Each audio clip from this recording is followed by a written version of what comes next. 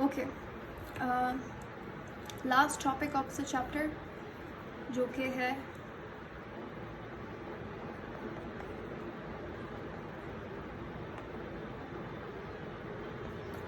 Hardy-Weinberg equation.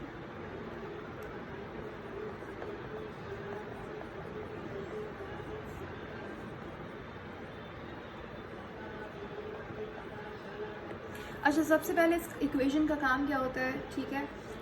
देखें, जब भी आपको एक पॉपुलेशन में, ये हमारे पास समझ लीजिए एक पॉपुलेशन है, डियर की पॉपुलेशन या बर्ड की पॉपुलेशन है,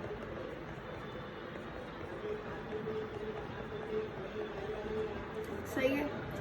जब भी आपको एक पॉपुलेशन में मैथमेटिकली यानी कि नंबर्स के थ्रू आपको नंबर्स चाहिए कि अच्छा ये एक्स जीन है तो इस जीन की फ्रीक्वेंसी क्या होगी इस बर्ड वाली पॉपुलेशन के अंदर, तो इसे आप कहते हैं क्या, मतलब जिस इक्वेशन से आप ये चीज़ निकाल सकते हो उसे आप कहते हो क्या, हार्डी-वेनबर्ग इक्वेशन। नहीं समझ आया, दोबारा से समझते हैं। देखो क्या हो रहा है यहाँ पे कि जब भी अगर फॉर एग्जांपल ये एक बर्ड की पॉपुलेशन है, आपको बताना है, आपसे पूछा गया है कि अच्छा इन बर्ड की पॉपुलेशन के अंदर एक मैंने जीन उठा के ले लिया, उस जीन का नाम है एक्स जीन। जैसे स्किन कलर, आई कलर, ये एक जीन है, तो मैंने यहाँ पे आप एग्जाम्पल ले लिया एक्स जीन, ठीक है। आप अपनी तरफ से वाई जेड कुछ भी आप असल वाला जीन की एग्जाम्पल ले सकते हो, ठीक है। मुझे ये पता लगाना है कि ये जो एक्स जीन है इसकी फ्रीक्वेंसी क्या है इस पॉपुलेशन के अंदर, ये जो एक्स जीन है ये कितनी बार आ रहा है, ठीक है। मुझे क्या पता लगाना है, इसकी फ्रीक्वेंसी। मैंने कहा कि मुझे नंबर्स चाहिए कि इतने नंबर्स होंगे, मतलब इतनी बार ये जीन अकर हो रहा है इस पर्टिकुलर पॉपुलेशन में। तो मैथमेटिकली आप किस तरीके से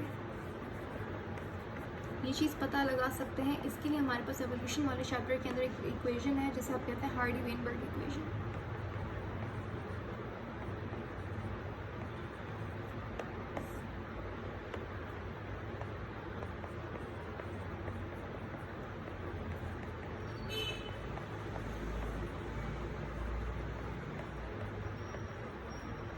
अब हार्डी-वेनबर्ग इक्वेशन के अंदर आपको दो तीन चीज़ें पहले कंसिडर करनी होंगी, वो अगर आप सेटिस्फाई करते हैं उन कंडीशंस को तभी आप ये इक्वेशन अप्लाई कर सकते हैं, ठीक है।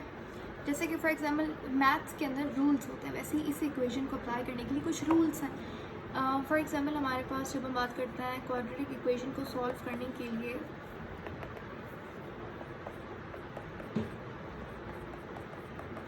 तो आप क्या करते हैं, पहले जो स्क्वायर वाली वैल्यू है उसे आप पहले लिखते हैं, उसके बाद जो जिसके साथ वेरिएबल है वो बाद में आती है, फिर कांस्टेंट जो है वो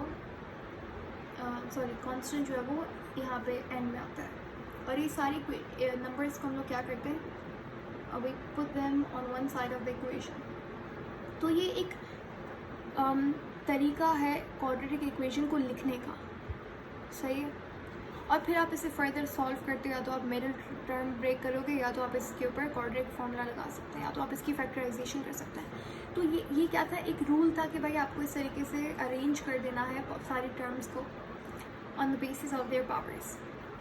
तो इसी तरीके से हार्डी-वेनबर्ग इक्वेशन के अंदर भी आपको दो तीन कंडीशंस को फॉलो करना है। वो कंडीशंस क्या है, सबसे पहले जिन्होंने ये इक्वेशन दी उन्होंने कहा कि आपको इस बात का ख्याल रखना है कि जो पॉपुलेशन आप लेंगे that should be a small population. जैसे कि हमने देखा था कि जेनेटिक ड्रिफ्ट जो है वो स्मॉल पॉपुलेशन में आ सकता है। यहाँ पे आप ये उससे लेना देना कुछ नहीं है, लेकिन जस्ट मैंने आपको रिवाइज कर दी एक चीज़। तो हार्डी-वेनबर्ग इक्वेशन स्मॉल पॉपुलेशंस के लिए इफेक्टिव है। जो पॉपुलेशन है उसमें कोई भी म्यूटेशन नहीं होनी चाहिए, उस पॉपुलेशन के जो मेंबर्स हैं उनमें रैंडम मेटिंग होनी चाहिए। रैंडम मेटिंग का मतलब यहाँ पे क्या है कि फॉर रिप्रोडक्शन जो पार्टनर चूज़ करेंगे वो रैंडमली होगा, नॉन रैंडम नहीं होगा। ह्यूमंस के अंदर रैंडम मेटिंग नहीं होती, एनिमल्स में रैंडम मेटिंग होती है। तो वो पॉपुलेशन जिसके ऊपर ये आप इक्वेशन अप्लाई कर रहे हैं तो उसके अंदर रैंडम मेटिंग होनी चाहिए, ठीक है। उसके बाद है उसमें कोई भी एवोल्यूशन ना हो, क्योंकि एवोल्यूशन होगी तो जेनेटिक ड्रिफ्ट, एवोल्यूशन यानी कि जेनेटिक ड्रिफ्ट आप कह सकते हैं स्मॉल पॉपुलेशन के अंदर जब चेंज आता है एक पॉपुलेशन में फ्रॉम जनरेशन टू जनरेशन, उसे आप जेनेटिक ड्रिफ्ट कहते हैं। अगर नहीं समझ आ रहा, आप लास्ट वाली क्लास, मतलब हमने तो आज पढ़ा है, लेकिन अगर आप यूट्यूब पे देख रहे हैं तो पिछली वाली क्लास के अंदर आपने देखा होगा। बट द पॉइंट इज़ कि जेनेटिक ड्रिफ्ट की टर्म हम लोग पहले समझ चुके हैं। तो खैर, एवोल्यूशन नहीं होनी चाहिए उस पॉपुलेशन के अंदर, अदरवाइज आपकी इक्वेशन वैलिड नहीं होगी। और क्या चीज़ है, हाँ अच्छा, जो सिलेक्शन होगी वो नेचुरल सिलेक्शन नहीं होगी, क्योंकि natural selection is concern with what, evolution. तो एवोल्यूशन भी होनी चाहिए, नेचुरल सिलेक्शन, आर्टिफिशियल सिलेक्शन भी नहीं होनी चाहिए।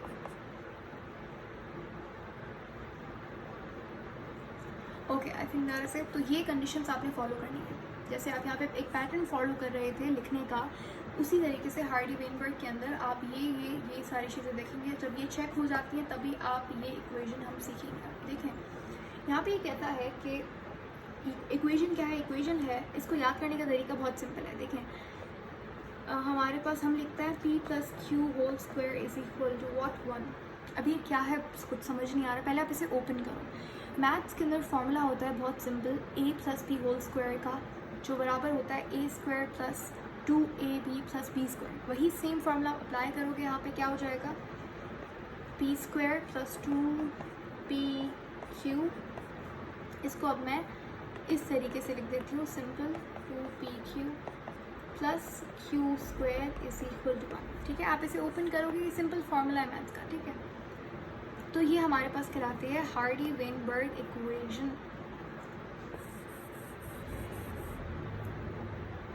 अब ये है क्या, p फिर q, what is this it's nothing but it's a very simple equation. एक बार अगर आपको समझ आ जाता है तो आप किसी भी तरीके का क्वेश्चन इसमें सॉल्व कर सकते हो। देखो, यहाँ पे जो ये p लिखा हुआ है, दिस p डिनोट्स व्हाट, ये p हमें बताता है। अच्छा, यहाँ पे गलती नहीं करनी आपने, p कभी भी आप नहीं लिखेंगे क्योंकि p तो इस इक्वेशन में है ही नहीं। p² है ना, तो p² आपने लिखना है। सही है, p है तो सही, ये रहा, लेकिन इंडिविजुअल p की हम बात कर रहे हैं। ये p यहाँ पे मल्टीप्लाई हो रहा है ना, ये तो p² है ना, तो p² लिखेंगे। मैं क्यों बता रही हूँ आपको, क्योंकि इंपॉर्टेंट एक बार क्वेश्चन पूछा गया था, वो क्वेश्चन मैं आपसे शेयर कर लेती हूँ ना। पहले समझो कि p² का मतलब यहाँ पे क्या है। ये क्या है, फ्रीक्वेंसी। p² डिनोट करता है frequency of what, dominant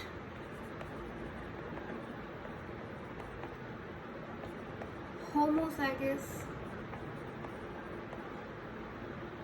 allele. सही है, जो होम, अब p² को जब आप ओपन करेंगे, इसका मतलब p ऐसे ही होगा। तो मतलब p क्या है, p आप डोमिनेंट लेते हैं और होमोजाइगस क्योंकि सेम है। अच्छा, उसके बाद है 2pq। क्वेश्चन क्या था, क्वेश्चन उन्होंने ये पूछा था कि जो frequency of dominant homozygous allele है in Hardy Weinberg equation is denoted by, options में था p², none of them, and एक चौथा कोई ऑप्शन था बोथ ए एंड बी या कुछ करके। तो यहाँ पे बहुत कंफ्यूजन हुआ कि अच्छा p भी हो सकता है, p²। तो p, कुछ बच्चों ने p मार्क किया था, तो p नहीं होगा। ठीक है, p² आंसर होगा उसका।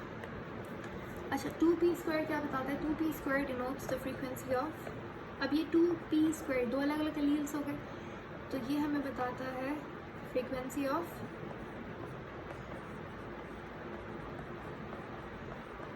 Heterozygous alleles.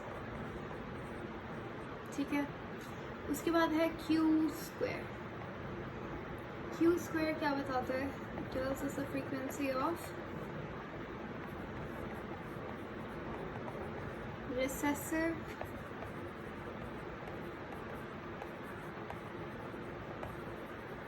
Homozygous alleles. ठीक है, अच्छा, ये जो 1 है, यहाँ पे 1 क्यों लिखा, 0 भी लिख सकते थे, 1 कैसे आया। देखो 1 बता रहा है हमें यहाँ पे कि ये डिनोट करता है एक पॉपुलेशन में जितने भी इंडिविजुअल्स हैं उसको।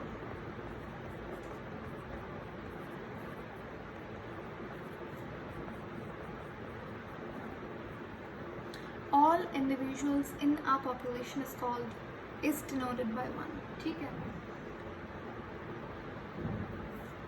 तो ये हमारे पास हार्डी वेनबर्ग इक्वेशन थी। अब यहाँ पे पढ़ते हैं क्या लिखा हुआ है। तो Hardy Weinberg equation no change rule यहाँ पे क्यों लिखा है? क्योंकि यहाँ पे मान के चलते हैं कोई भी एवोल्यूशन नहीं हो रही, कोई भी चेंज नहीं आएगा, म्यूटेशन नहीं होगी।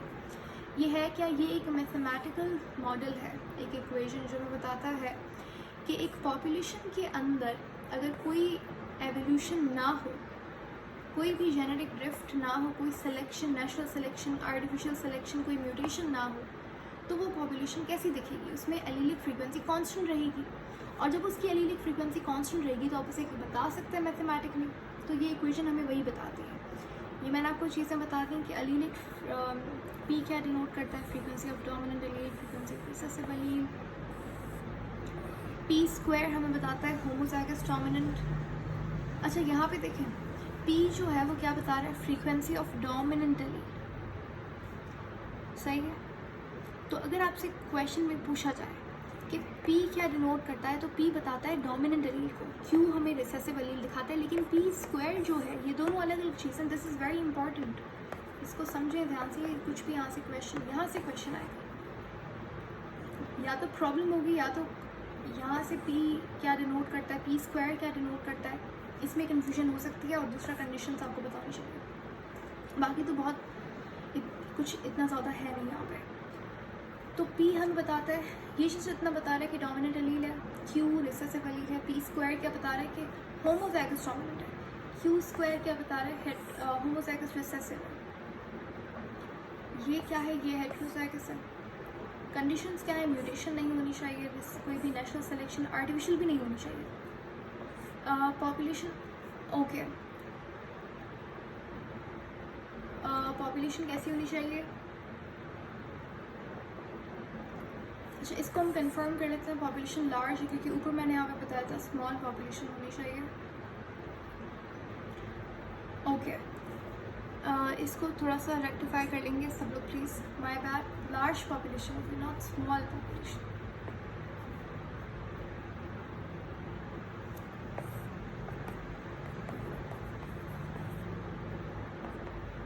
सही है। माइग्रेशन नहीं होनी चाहिए, क्योंकि माइग्रेशन होगी तो क्या हो? कौन सा इफेक्ट? फाउंडर इफेक्ट, यानी कि जेनेटिक ड्रिफ्ट, यानी कि change in the allelic frequency. और रैंडम मीटिंग होनी चाहिए। अगर इनमें से कोई भी एक चीज़ मिसिंग है तो आप पॉपुलेशन, इसका मतलब क्या है कि पॉपुलेशन इवॉल्व कर रही है। पॉपुलेशन अगर इवॉल्व कर रही है तो उस पर आप ये इक्वेशन वैलिड नहीं होगी।